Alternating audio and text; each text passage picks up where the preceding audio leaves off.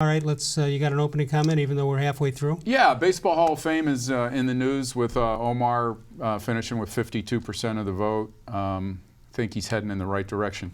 But, you know, I heard someone on the radio today, Les, make the case for Albert Belle as a Hall of Famer. The contention, I think, being that the only thing kept him out is the hard feelings of voters who had to deal with his anger issues over the years.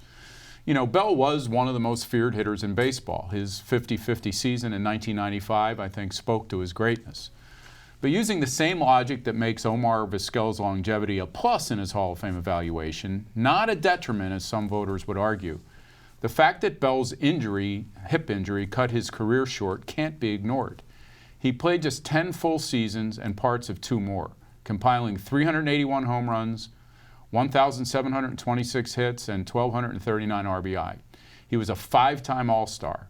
He probably should have been the MVP in 1995, but that award went to Mo Vaughn of the Red Sox. We don't know for how long Albert Belle corked his bat. We just know that he did cork his bat. Was that a factor in the voting? Probably not.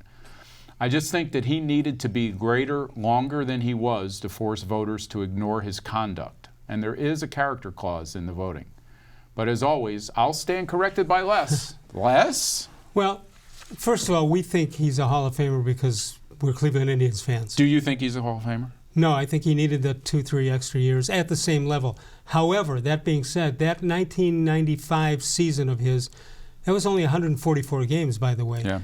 That was one of the great offensive seasons ever in baseball. Yeah, 52 doubles, I think 50 home runs. 50 homers.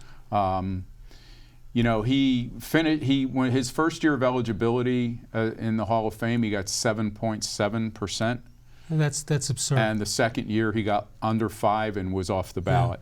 Yeah. Lofton also he had 1 year on it. Had 1 year on it and got 3.5%. I know some of the voters are still kicking themselves over the fact that they didn't think Lofton was a Hall of Famer on that ballot, but they didn't want to see him kicked off after 1 year. Right, so, he deserved more than that. Yeah. One of the great leadoff hitters in baseball history, when you think about it. Let's take a look at Albert Belle and see some of the things we're talking about. 12 years in MLB, 5 consecutive All-Star seasons, 5 times Silver Slugger Award, first player to break the $10 million per year contract. One of the, I don't know if it was scary or funny, when he came back with Chicago and playing left field. And the fans papered him with Monopoly money. Oh, yeah. Which apparently was grabbed up by Odell Beckham. Not Modell Beckham. Yeah, that was his famous Village Idiots quote. Yeah. When he called the Cleveland fans Village Idiots. Right. You know, one of the real trivia questions from that 1995 voting, should we make people try to answer this, Les, or should I give the answer? Just throw it out. Albert finished 8 votes behind Mo Vaughn in that election. So Mo Vaughn won, Albert was second. I believe Edgar Martinez might have been third. And another Cleveland Indian finished 4th in that voting. Who was it? Voting for MVP? Mm-hmm. In 95? In 95. Should I do the Jeopardy music? Yeah, go ahead. Was it Albert Einstein? No. All right, help me out. A pitcher. Like, tell me, a pitcher. Oral Hershiser? No.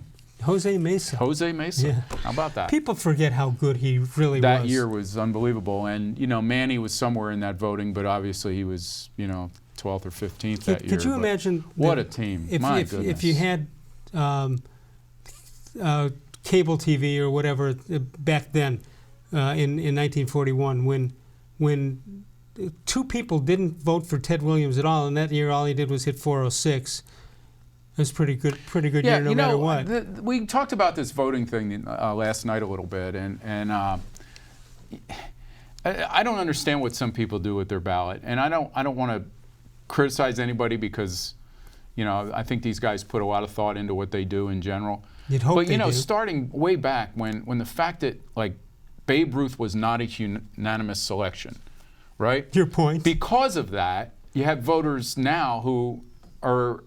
They don't want anybody else. Well, hey, if Babe wasn't unanimous, how could Derek Jeter be unanimous? Or how could Mariano Rivera be unanimous, which he was? But you have this sort of these guys trying to fix something that was wrong to begin with. Right. Like, so just because somebody made a mistake back then and didn't put Babe Ruth on the ballot doesn't mean you should make a mistake now. It makes it hard to keep the status quo of how you determine these guys. When you say two people did not vote 1 through 10 for Ted Williams, I mean, my guess is if he got a 10th place vote on both of those ballots, he wins the MVP. Yeah, well, you know, my understanding too is that DiMaggio only got like 46% or something the first year that he was on the ballot. So right. I'm not sure what the criteria is, but there is a character conduct line in there in the Hall of Fame voting. Sure. And some people have used it and I think sort of compromised it by applying it to certain other things. But you could make the argument that Albert Belle did not rise to the level of Hall of Fame character in the way he dealt with not just the media. I'm not talking about him getting angry with media. I'm talking about things he said to fans, to little old ladies in the stands when they asked for autograph, to Hannah Storm, to teammates, to Bobby Brown, the American League president, right. to, you know. So there was a lot going on there, and I do think that some voters held it against him. Whether